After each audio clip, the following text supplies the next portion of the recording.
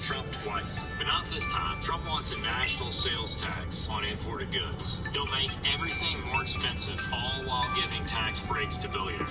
Kamala Harris will cut taxes for 100 million Americans. I vote for Kamala Harris. I'm Alex Jones, your host. The globalists are pulling out every stop they can to plunge the world into war. Alex Jones is probably America's best known and most influential conspiracy theorist.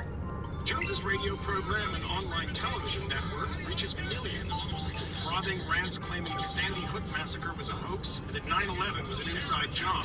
You know what it's like to gun up to this and go out every day and go past the peer pressure and come out day one and say 9/11 was an inside job and lose most of the radio stations I was on? You know what it's like to go to sleep every night knowing you worked. The election of Donald Trump, whose candidacy he vigorously championed, Jones's fringe movement has shouted its way into the mainstream, and he's become one of the president-elect's most powerful media surrogates. You're in a death battle now. You're in a death battle, New World Order. We know. You're in one with us. Comprende? Comprehend it? We don't care what you say. Throughout his 20-plus year career in broadcasting, Alex Jones has transformed from a local celebrity with a public access cable show to the undisputed king of alternative media. His YouTube channel has racked up well over 1 billion views. That's 10 times as many as NBC News' YouTube channel. It's unclear just how much money Jones makes as a conspiracy salesman, but his sprawling, state-of-the-art studio in Austin suggests that business is good. That's because while Jones's views might live on the political fringe, he's no longer a fringe player. The whole takeover failed, didn't it? And now, who gets to talk to the president? Who gets to talk to the Supreme Court justices? Matt Drudge, Alex Jones. It might be an exaggeration, but not by much. Donald, thank you for joining us. Thank you, Alex. During the campaign, Trump appeared on Jones's show, pitching both his new book and his candidacy, while also heaping praise on the host. I just want to finish by saying your reputation's amazing. I will not let you down. You will be very, very impressed, I hope. And I think we'll be speaking a lot, but you'll... And after he won in November, Trump made an off-air call to Jones, thanking him for his support. As one of the president-elect's advisors said, Jones's listeners are the foot soldiers in the Trump revolution. What do you think the connection is between your rise in media and Donald Trump's rise in politics? I was just an early part of the wave of populism and wanting prosperity and wanting true liberalism. Why is it happening? Why is this your moment? The mainstream media just ignored and ignored and ignored, laughing at flyover country. The truth is, we'd already taken the nation back psychologically many, many years ago. All we do is study them. We know who they are, where they vacation, how they operate, what their plans are, what type of Satanism they carry out. We know their operation. Satanism? They're psychopaths, so their religion is basically satanic. I mean, what the hell have we become? It's Jones's frequent outbursts of vein-popping anger, willingness to indulge in hyperbole, that made him famous. But he insists that it isn't an Andy Kaufman-like act. I'm a weapon. I'm made to be thrown at you. There's not a lot of people that when I say I'm going to interview him, they say, yeah, I don't think he's serious. Is there an element of theater to it? I mean everything I say when I'm being serious. And more, I'm serious probably 95% of the time. You're a pretty intense guy. You understand that people are like, wait, what's going on? No, I'm telling you why I did it off. Yeah. Even when I'm being satirical, trying to point something out, but I am letting the dog off the leash. I'm letting, Dr. Jekyll and Mr. Hyde, I'm letting Mr. Hyde out. Oh my God. Look at this. But clearing away all the hysterical bluster, what is it that Jones believes? You don't trust government, you think they're incompetent, I love Trump. But you love Trump, and you also think that government can do all these things that I see the globalist run government upset by Trump because they know what he's trying to do, so I'm trying to give that a shot at reforming it. This is part of a global awakening to the New World Order. I'm such an authoritarian. I just don't see that. In addition to peddling paranoia, Jones also peddles a huge range of products, from male vitality drops to a year's supply of survival food. If the store is blocked because of massive communist Chinese back attacks, you can always call toll-free. Can I see something here? No. When Jones isn't railing against the New World Order, he's plotting the overthrow of his other favorite hate object, the mainstream media. On a conference room whiteboard, his staff had mapped out media organizations they believe are enemies of freedom. Listen, I noticed that you're the most free and independent is oddly enough you. Yes. How do you know how we got here?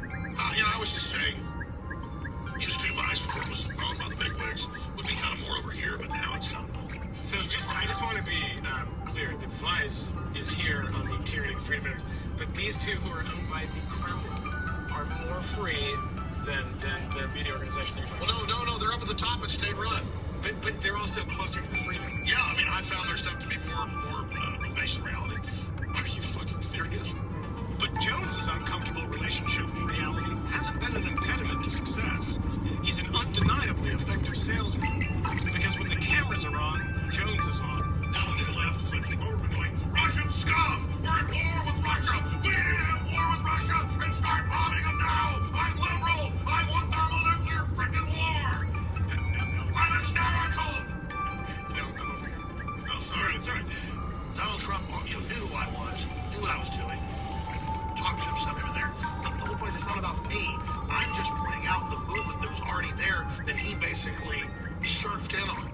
Hey, you're the loudest person talking about it. You're the most successful person talking about it. Bigger waves are coming.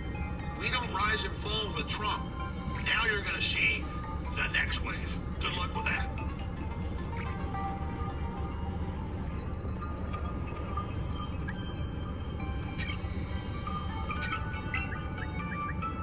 We all know what life is like under Kamala Harris.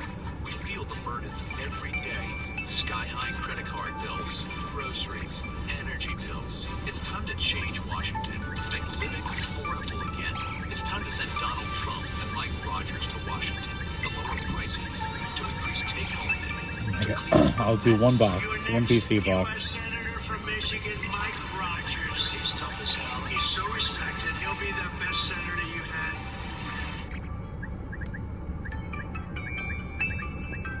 First tonight, our report on the incendiary radio host, Alex Jones.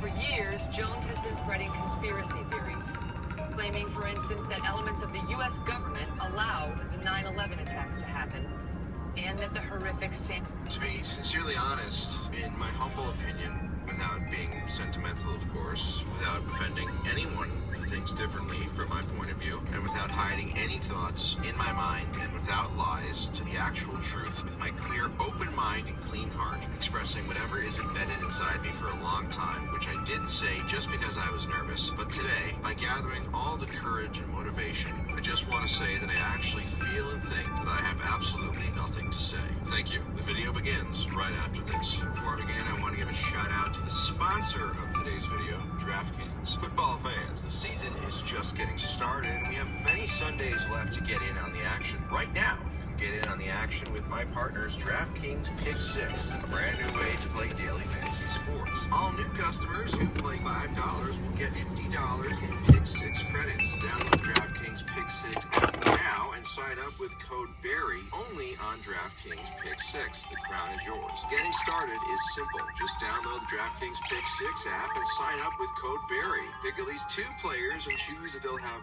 more or less of a stat. Like, will they have more or less than 28.5 receiving yards or more than 0.5 interceptions thrown? Lock them in and compete against others for a shot at huge cash prizes. So what are you waiting for? Download the DraftKings Pick 6 app now and sign up with code BARRY only on DraftKings Pick 6. The crown is yours. Denver versus New Orleans. This was a great ass spanking by the Broncos, and also one of the worst games of the year. Denver quickly went up 13-0, no offense to Kamala, before the Saints responded with a clutch field goal to make it a 10-point game. But guess what? The Broncos then decided to rip off a bunch of points again, unanswered, to put the game out of reach. Even when they fumbled midway through the fourth quarter of 23, Spencer Rattler was generous enough to fumble it right back, which ended in a Broncos touchdown, but not before the Saints backup quarterback Jake Hayner had one of the most clutch and unforgettable garbage time touchdown drives ever to reach the final score of 33-10. Lesbian runner.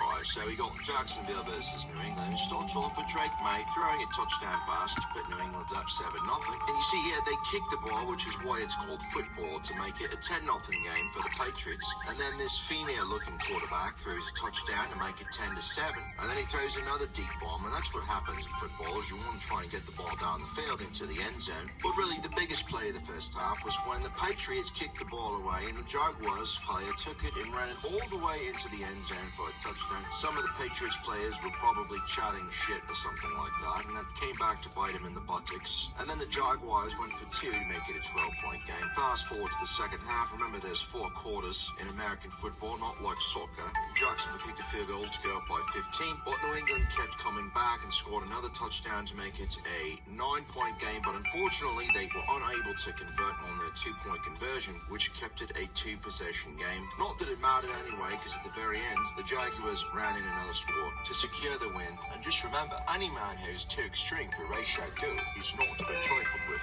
Green Bay versus Houston. Bad Jordan. Bad Jordan. You don't throw interceptions to the other team. There's at least points for them. But here's a good Jordan play. He throws a nice dime for a touchdown to give the Packers the lead. The Packers special teams would poop their pants, which set up a easy short touchdown for Joe Mixon, woman respecter and former amateur boxer, to give Houston a 10-7 lead. But it was short-lived. No offense to, well, never mind this week. Here's another good Jordan plays. He threw a dime for a touchdown to give the Packers the lead back, but the Texas Houstons, or the Houston Texans, whatever the fuck their name is, they kicked a long field goal, and then bad Jordan made another appearance by throwing a terrible interception, which led to former Rocky Balboa impersonator Joe Mixon running for another score. Fortunately for Green Bay, the other 2-point conversion was no good, making it a 5-point game. And before you knew it, the Packers had the lead once again on Josh Jacobs' first career touchdown reception. It only took him about 200 catches to get one, and that's not a joke. From then, the game entered a bit of a lull, as C.J. Stroud had one of the worst games of his career, and D'Amico Ryans also did some pretty terrible clock management, opting for a field goal with 2 minutes left to get a 1-point lead, which left Jordan Love plenty of time to get the Packers down the field and set up famous flight attendant respecter Brandon McManus for the game-winning field goal for Green Bay as time expired. Buffalo versus Tennessee. Will Levis was hurt, so the Titans actually had a chance with former Myles Garrett victim Mason Rudolph at quarterback.